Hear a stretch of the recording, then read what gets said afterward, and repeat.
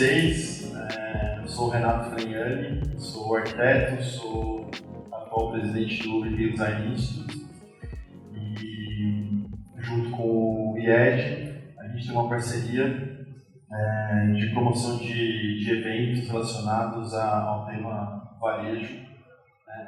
E a gente, esse ano, uma vez por mês, a gente vai ter um encontro aqui explorando o Retail Design. Queria agradecer o Júnior, que aceitou o nosso convite, e a diretoria da RD está aqui também, a Paula Alessandra. Queria só contar um pouquinho sobre o RDI, né? Não sei se todos conhecem, mas a gente é um instituto Retail Design Institute, é um instituto americano que nasceu na década de 60 nos Estados Unidos, com a intenção justamente de promover a discussão e encontros de designers e profissionais criativos dessa área.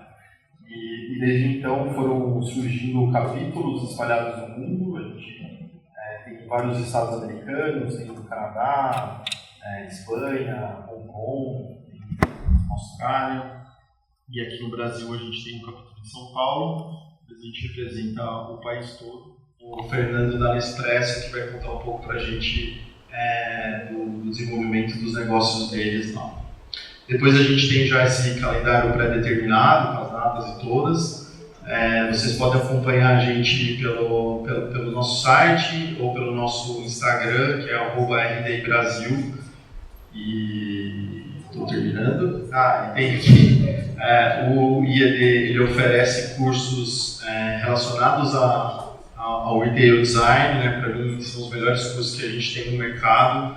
Eu conheci o Júnior, inclusive, numa banca que a gente teve aqui do curso do One Year, aqui, e realmente os trabalhos são realmente muito, muito bons e os alunos saem daqui com uma profundidade de conhecimento muito interessante. Então, esses são os cursos que tem relacionados a varejo aqui, o One Year, a intenção de design estratégico de varejo, que é um curso online, que inclusive o RDI a gente faz a curadoria dos professores. Tem o AI para design de varejo e a extensão de Retail Design. E aí tem esse cupom aqui de 10% para quem se interessar, RDI10, e fiquem à vontade para usar. Eu não quero continuar aqui, esse papo chato, quero estudar o que o Júnior me está falando. Queria que ele viesse aqui para a gente conversar.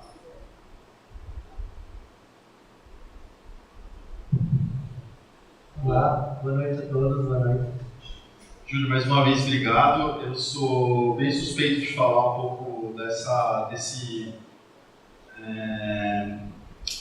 conteúdo que ele vai apresentar para a gente. Eu acho que o Boticário, além de uma marca super tradicional e que faz parte quase que do dia a dia dos brasileiros, eu acho que eles têm uma postura, uma iniciativa com relação à sustentabilidade muito louvável. Eu sempre digo que essas ações como a de vocês, eu acho que mostra para o mercado que é de fato possível se fazer um projeto de sustentabilidade incorporado dentro da marca, mesmo no Brasil, com todas as barreiras e dificuldades que a gente tem aqui. Uma marca popular que está em todos os estados, em quase todas as cidades, e que tem essa pegada muito interessante, que acho que já vem se desenvolvendo há muito tempo, mas acho que agora ela está numa fase muito especial. Então, com certeza vai ser um conteúdo muito enriquecedor e inspirador para vocês. Fica à vontade, né? Obrigado. Boa noite, pessoal. Quero agradecer a Renato, a Paula, pelo convite. Para mim é um prazer estar aqui representando o Grupo Boticário e contando um pouco das nossas iniciativas e do que a gente tem feito lá. Eu sou suspeito também para falar de iniciativas como essa. Eu acho que eu admiro bastante as iniciativas do RDI, do IAD também, porque eu acredito que é justamente nessa junção de bons profissionais com institutos e com empresas que buscam inovação e vanguarda que a gente vai, de fato, construindo o varejo que a gente tanto acredita e tanto sonha no Brasil e desenvolvendo a sociedade como um todo. Então, de fato, isso é um compromisso muito forte do Grupo Boticário e eu, particularmente, como pessoa e como profissional, também acredito muito nisso, por isso que eu me envolvo em iniciativas como essa, tá? Então, é um prazer estar aqui com vocês, espero que vocês curtam o material. Falando um pouco sobre varejo sustentável, antes de entrar no tema especificamente, o Renato até pediu para contar um pouquinho quem eu sou, né? Me apresentar para vocês, até porque eu sei que tem diferentes profissionais aqui, temos estudantes, então é legal saber um pouco da vida, né? E da trajetória de cada um. Eu sou o Júnior Abreu, então, hoje eu sou gerente sênior de Store Experience do Grupo Boticário. Eu sou mineiro, nasci em Aimorés, e aqui eu trouxe uma apresentação com imagens, porque, né, todos nós somos bastante visuais, eu acho que ilustra um pouco da minha trajetória, de quem eu sou como pessoa e como profissional. Começando por Aimorés, que é a cidade que eu nasci, no interior de Minas Gerais, que tem 30 mil habitantes, então já mostra um pouco da minha origem, de onde eu venho. Essa foto, por curiosidade, ela foi feita pelo Sebastião Salgado, o fotógrafo, né, bem renomado. Ele também é de Aimorés, então ele é um conterrâneo, por isso que eu gosto de mostrar essa foto. Depois de Aimorés eu fui para BH, onde eu tive contato de fato com arquitetura, eu estudei arquitetura em BH. Aqui é a Escola de Arquitetura da UFMG, onde eu me formei. Curiosidades também, esse é um prédio tombado, modernista, então a Escola Modernista de Arquitetura em Minas, ela é super forte, então foi para mim um privilégio poder estudar também nessa escola. Super tradicional, então também já conta um pouco da minha trajetória. Ainda em BH, eu pude trabalhar num escritório de arquitetura especializado em varejo. Foi aí que eu tive o meu primeiro contato com varejo. Uma vez que o varejo me picou, nunca mais eu saí. Eu costumo dizer isso para as pessoas. E aí, lá em BH, eu participei de vários projetos no segmento alimentício, supermercados, padarias. Foi assim que eu comecei a me desenvolver. Daí eu fui para São Paulo, que é a terceira foto. Essa foto é do Conjunto Nacional, que eu também gosto bastante como marco modernista aqui de São Paulo. Particularmente é uma cidade que eu me encontrei também, então eu me sinto muito em casa aqui em São Paulo. E eu vim muito com o propósito de ampliar meus horizontes. E foi aqui que eu fiz uma pós em marketing de varejo, porque eu sentia essa necessidade que eu entendia que o curso de arquitetura não me trazia. Aqui eu trabalhei também por um tempo num escritório especializado em varejo, mas eu sentia vontade de pular o lado da mesa e ir para o lado do cliente. Daí eu fui para Pernambucanas, onde eu pude trabalhar como arquiteto por 2 anos. E aí, depois da Pernambucanas, eu fui para o Grupo Boticário em 2013. Então, minha história com o Grupo Boticário já tem 11 anos. Então, tem bastante tempo que eu já estou nessa jornada. Por um ano, eu acabei saindo do grupo por um convite e fui para a Tokstok. Então, também trabalhei 1 ano no time da Tokstok de Visual Merchandising. E tem pouco mais de 2 anos que o Grupo Boticário me convidou para retornar. E o bom filho a casa torna, lá estou eu. E também mais uma curiosidade para vocês saberem, eu costumo dizer que minha alma é mineira, mas meu coração é paulista. Aqui em São Paulo eu pude conhecer o meu atual marido, que é o David, então a gente está casado há 5 anos e juntos há 11 anos, então eu me divido entre São Paulo e Minas. Aqui só alguma curiosidade sobre mim.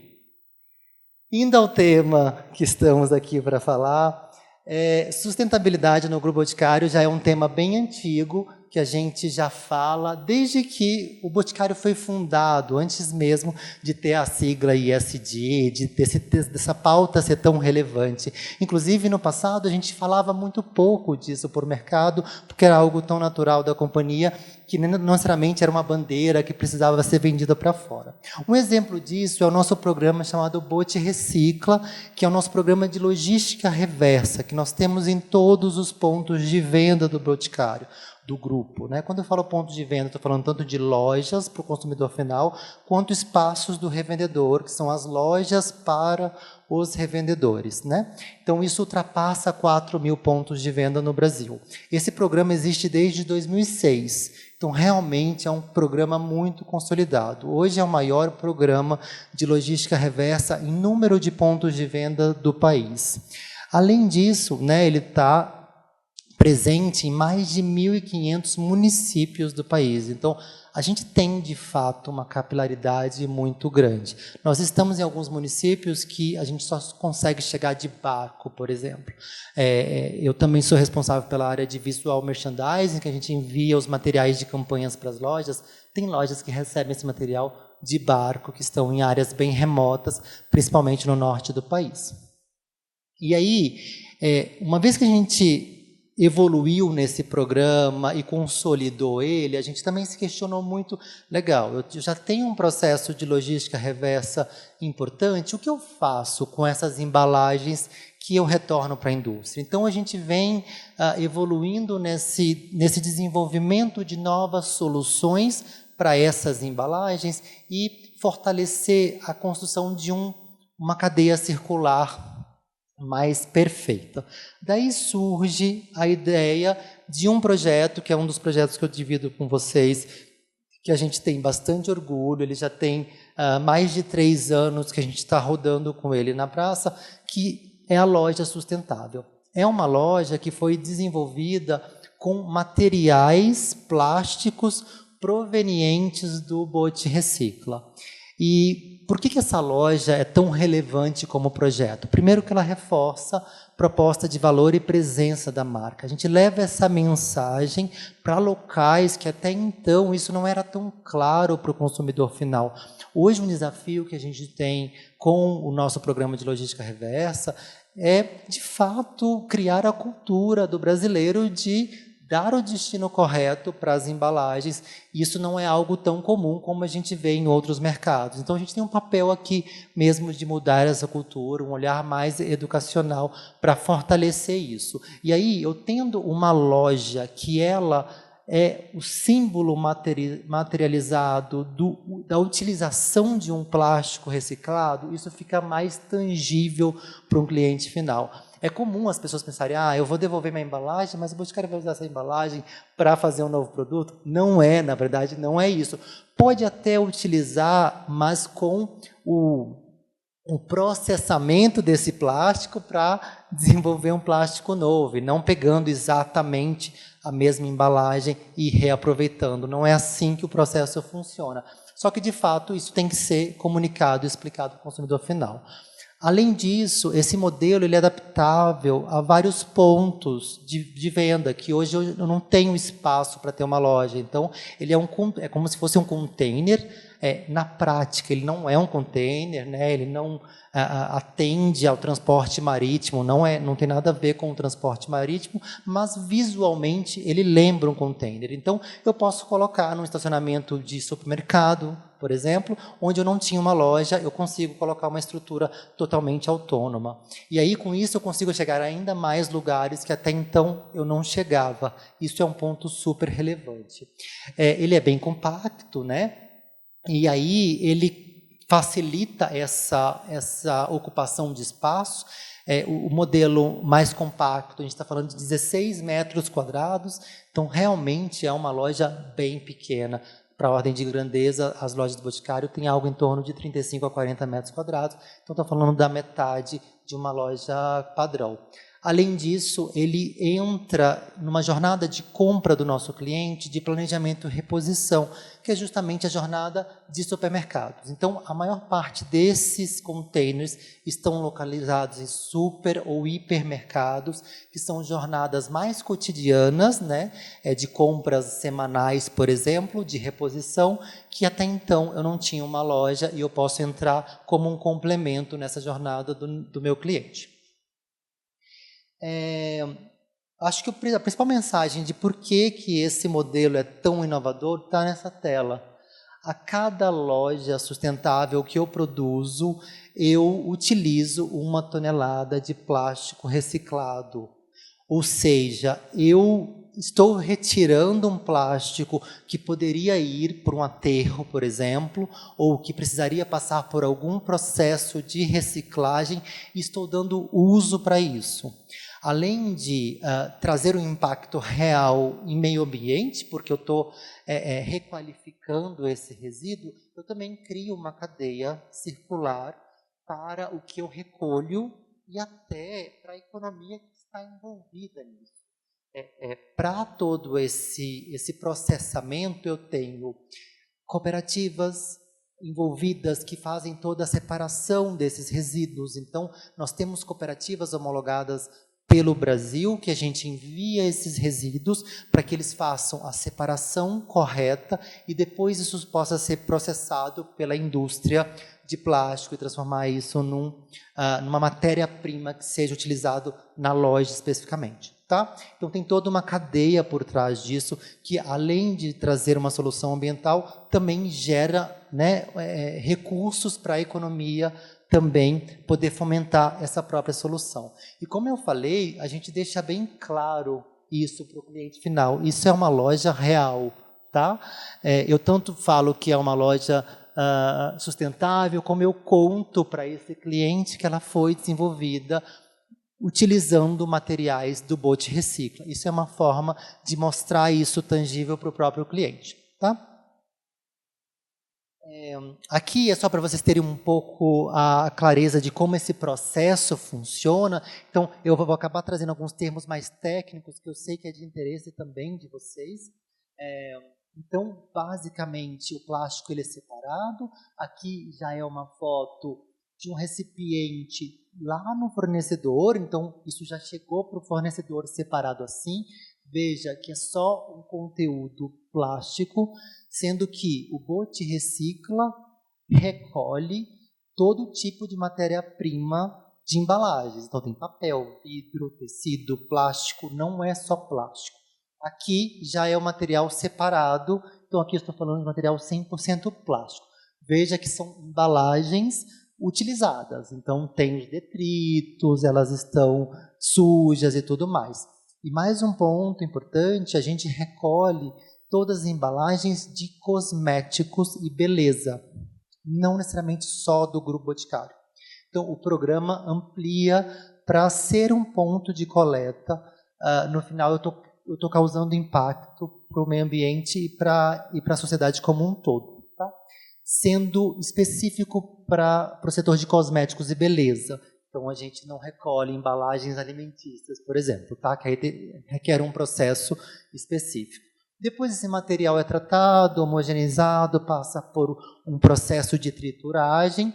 Depois de todo o processo químico, aqui eu estou dando uma resumida, a gente tem uma etapa importante que é da extrusão, que foi desenvolvido um material plástico específico, patenteado pela indústria que desenvolve esses perfis, e aí, depois da extrusão, a gente tem o perfil confeccionado dessa forma, ele já sai nessa cor específica da loja. Então, foram inúmeros testes até a gente chegar nessa solução que foi patenteada, que tem resistência para ser o envoltório da loja. Aqui um ponto bem importante, é o envoltório, não é a estrutura, tá? A estrutura é metálica. Então, eu estou falando basicamente de paredes, piso e teto, tá?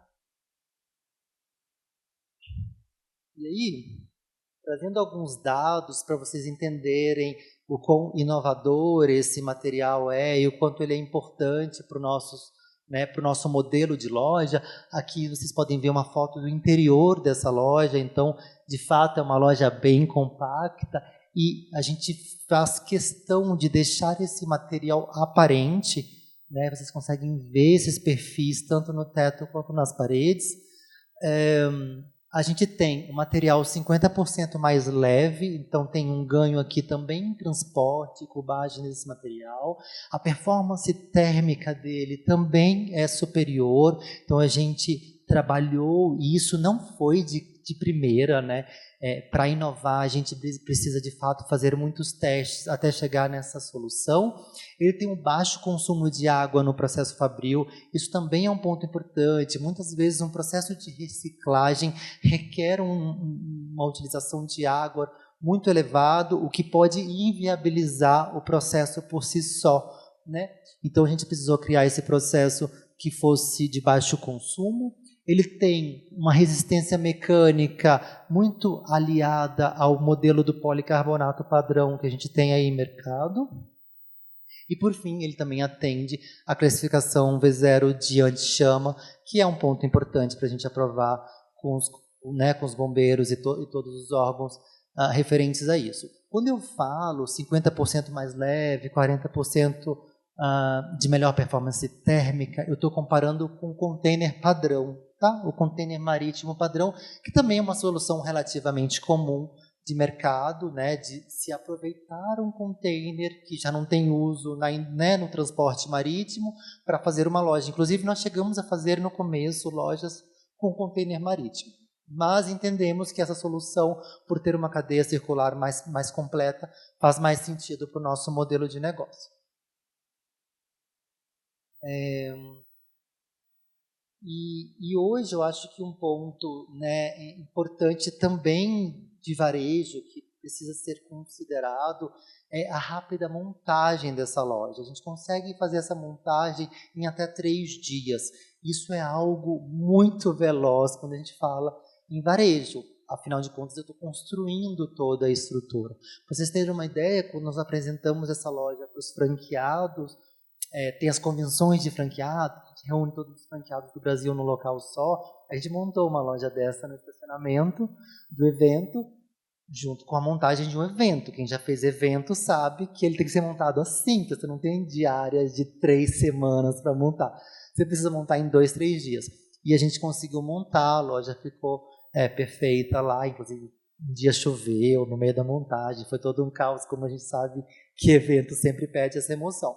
Então, de fato, a rápida montagem precisa ser colocada em toda essa conta, porque ela é um diferencial quando a gente fala de varejo, porque loja fechada é custo, né? Então, se eu tenho a loja disponível para o meu cliente com mais velocidade, eu também incorporo valor no meu próprio negócio. Além de oferecer acessibilidade, isso é um ponto fundamental. Durante os nossos estudos, a gente fez uma série de estudos, porque ela é um elemento elevado, naturalmente, né? Porque ele precisa estar nivelado, então ele precisa estar acima do nível do piso, então a gente precisa de uma rampa. Então ela sempre contém uma rampa acoplada, que é feita com estrutura metálica para garantir a segurança, e a gente não abre mão. Então, em todas as discussões de custo, né, porque a gente passou por várias rodadas para viabilizar o custo, a rampa nunca foi questionada, sabendo que é um elemento que, se eu tiro, naturalmente eu reduzo o custo. Mas a gente não poderia fazer isso porque a acessibilidade é um dos compromissos que a gente não abre mão.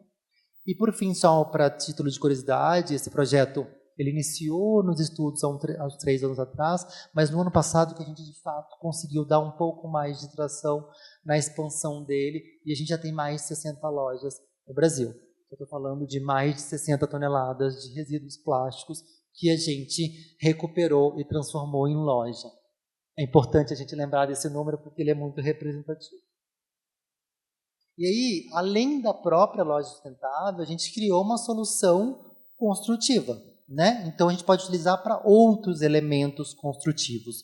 No começo do projeto, a gente tinha, inclusive, uma exclusividade com o nosso fornecedor, que é a Mão Colorida, para que a gente desenvolvesse o nosso modelo de loja do Boticário. Hoje em dia, essa tecnologia está patenteada por eles e disponível para o mercado como um todo, né? A gente entende que o quanto mais a gente fomentar o mercado com novas soluções, melhor para a sociedade como um todo, como eu disse no começo. Aqui são exemplos que nós usamos no grupo de outras construções, de outros elementos arquitetônicos que a gente pode trazer com a tecnologia. Então, aqui a gente fez 3 centros de distribuição, que toda a parte administrativa dos centros, as paredes, né, as envoltórias ali, a gente fez com esse perfil de loja sustentável, como a gente pode ver aqui na parede. Aqui algumas fotos para vocês entenderem que todas essas divisórias foram criadas também em perfil sustentável. Além disso, a gente tem um projeto que a gente também tem bastante orgulho, que é um container, né, que é um módulo desse que nós criamos para funcionar como biblioteca em escolas públicas. Então, além de ser mais uma facilidade ali, né, mais uma estrutura para incorporar nessas escolas, ela também traz por si só já o conceito da reciclagem e da sustentabilidade. Então, ela se torna um elemento educacional. Então, a gente tem bastante orgulho desse projeto, particularmente. Gostaria que tivéssemos muito mais exemplos desse, mas a gente acaba se esbarrando também em algumas questões burocráticas, legais, que a gente precisa atender ali. O processo de instalar isso numa escola pública não é tão rápido como eu gostaria, mas já temos bons exemplos dessas escolas espalhadas por todas as regiões do Brasil, também reforçando essa mensagem da sustentabilidade. Então eu trago para vocês, mais a título de curiosidade, que soluções como essa impactam a sociedade como um todo, além do próprio varejo, que é o tema daqui. Além da loja sustentável e, né, desse perfil sustentável que eu comentei, eu vou dividir com vocês um projeto que está em desenvolvimento, que a gente começou no ano passado, que é o que nós chamamos de EcoChapa. Qual que é a diferença deste material para o que a gente viu de perfil? A principal diferença é que conseguimos chegar numa solução que utiliza 100% dos resíduos do bote reciclo. O que significa que não é só plástico.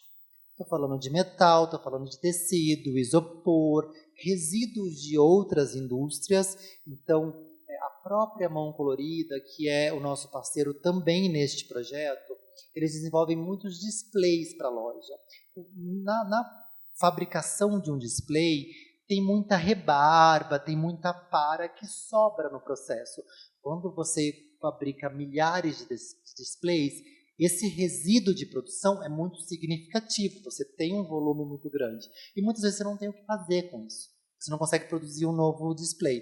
Isso entra também como insumo para essa EcoChapa.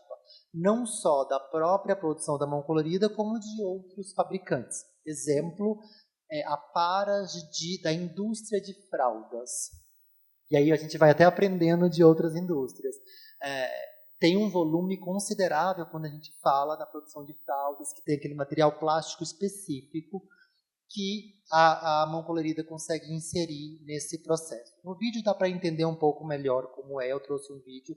Aqui eu acabo não trazendo tantos detalhes, porque de fato é um projeto que a gente está desenvolvendo nesse momento, então eu não consigo abrir. Ainda é um projeto novo, que a gente não tem ele desenhado para um rollout neste momento, então por isso ele não está disponível para o mercado. É algo que nós estamos desenvolvendo internamente junto com o time da Mão Colorida. Mas já temos feito testes muito promissores, substituindo o MDF por esse material. E aí eu substituo tanto o MDF como matéria-prima ali, substrato, na forma que ele é, ou seja, eu posso laminar essa EcoChapa e ele fica parecendo uma prateleira de MDF, por exemplo, uma porta de MDF.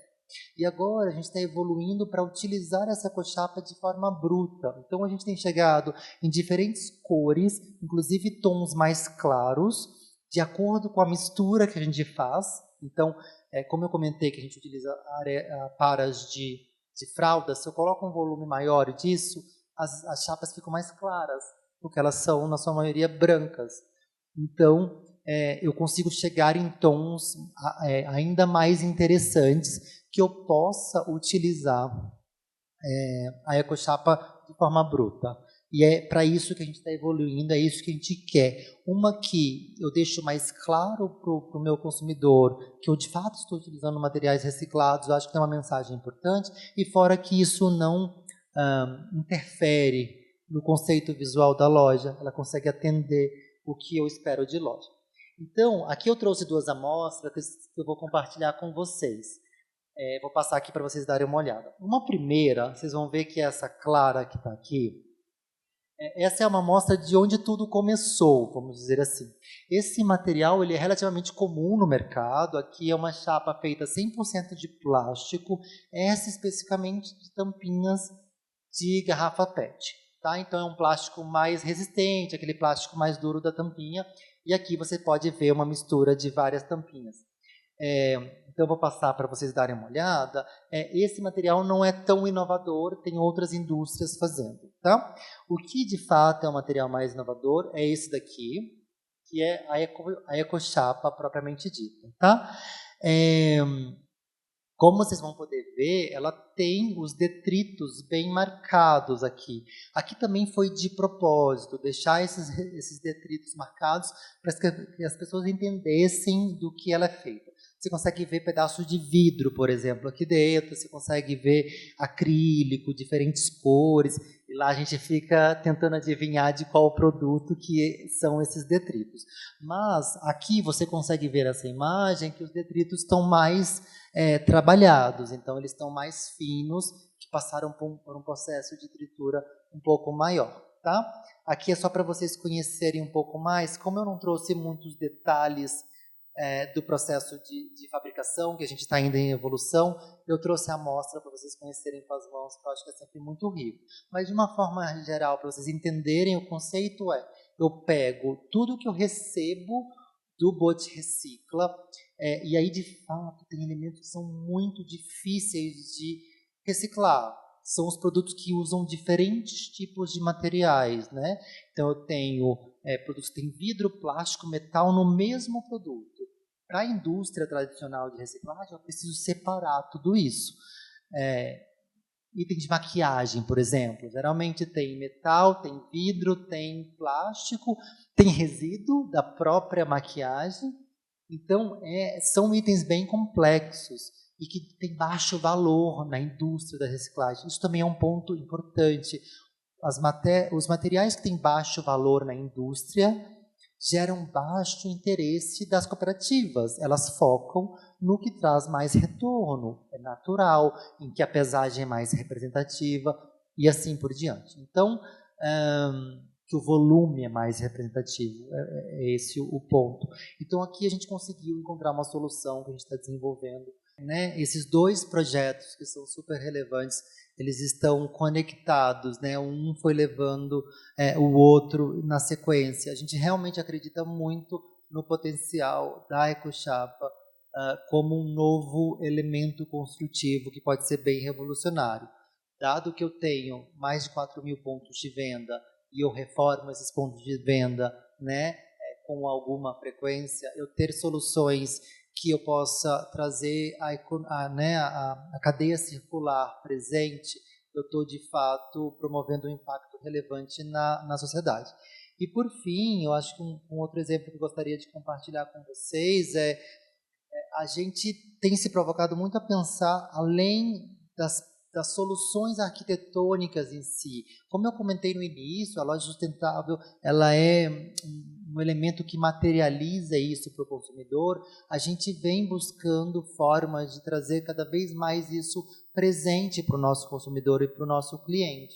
E recentemente a gente participou do Festival de Pinheiros com uma ação focada em sustentabilidade. Então, promovendo a logística reversa do próprio festival. Então, a gente cuidou ali dos resíduos que foram gerados no próprio festival e passou essa mensagem para a sociedade como um todo. Mais uma vez, o hábito da logística reversa não é comum no Brasil. O brasileiro, né, hoje criou-se o hábito nos últimos anos de separar os resíduos, separar os lixos, mas ainda não tem esse movimento de levar até um local de coleta, de levar até uma loja.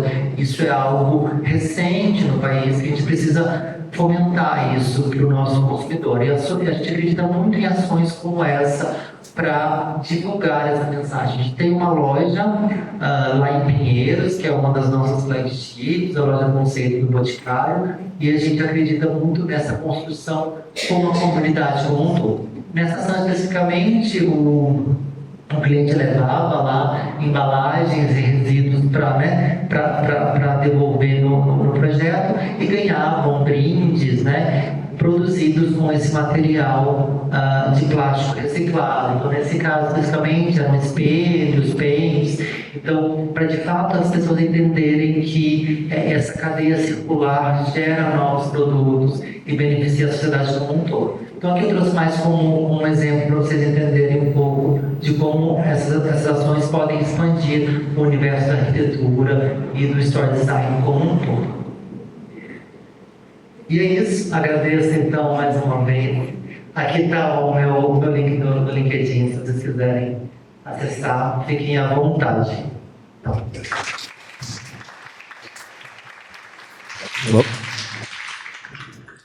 Obrigado, Júnior. Eu acho que esse caso, para mim, a primeira vez que eu escutei, eu fiquei bem impactado, porque eu já tive a oportunidade de trabalhar em grandes empresas, grandes corporações, e eu sei da dificuldade que é um projeto como esse passar por todas as barreiras ali que uma empresa impõe, né? Então a gente vai desde eu acho que tem que ter um cuidado de segurança, um cuidado de realmente você estar produzindo um material que seja à prova de quase tudo para um projeto que pode ser super inovador e trazer um diferencial, não se tornar uma tragédia dentro da empresa, que é o que normalmente não se quer. Isso sem falar de custos, de investimento, de desenvolvimento, de tecnologias e tudo mais. Então, para mim, esse tipo de projeto, ele mostra, de fato, como a empresa se posiciona e se preocupa por isso, né? Muito bom. Pessoal, antes da gente terminar, eu preciso de duas coisinhas só. E também a gente dá uma reforçada, faz o convite de novo para vocês virem. Inclusive vai ser o pessoal da Nespresso que vai vir falar. Então, achei bom esse link. Aí parece que a gente combinou, mas na verdade não foi. Mas aqui estão, de novo, né, uma parceria aqui do IED com o RDI. A nossa ideia é promover encontros como esse tipo de bate-papo. É uma coisa tão rara, né, de se acontecer.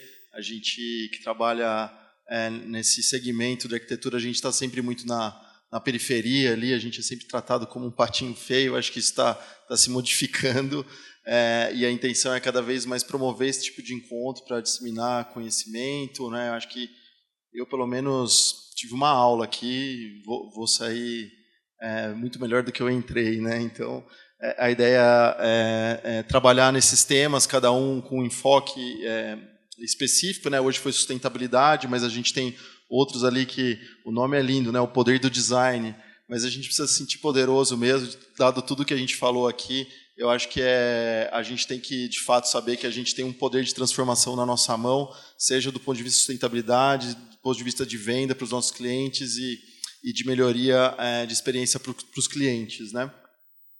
Depois reforçar também aqui os cursos que o IED promove nessa área, que são raríssimos também, e eu garanto que é de uma excelente qualidade. A coordenadora é a Cintia Ali, não sei quem conhece, mas vale a pena. Inclusive, ela lançou um livro, deve estar para lançar esse mês. Ela é incrível, e ela faz uma curadoria dos assuntos, muito bem feito.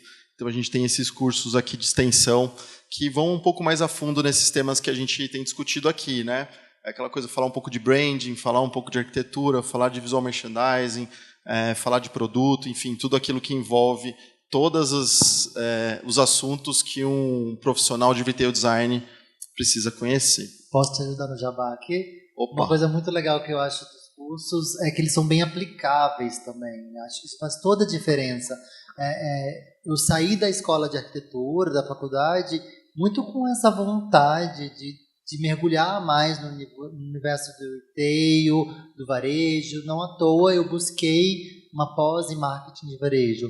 E aí, o que eu gosto é que o time, né, a Cíntia e todo o time do programa, traz isso de forma muito verdadeira, com casos com cases reais ali. Então eu pude participar da última banca, como o Renato trouxe, foi quando a gente se conheceu. Eu realmente fiquei muito, muito bem impressionado com os trabalhos, e tanto é que a Cíntia nos convidou para participar da próxima banca como case. Então, os alunos que estão nesse momento, no ciclo que termina em maio, o trabalho final vai ser sobre as marcas do Grupo Boticário. Então, a gente vai participar mais uma vez como case. Estou bem curioso para ver o que vem por aí. Então, reforçando aqui o jabá.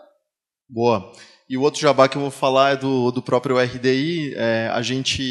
Na verdade, a nossa fonte de renda é através de patrocínio e associados, né? De novo, a gente faz isso justamente para poder criar uma comunidade e que a gente comece a ter cada vez mais uma voz perante o nosso mercado, né? Que é muito, muito difícil.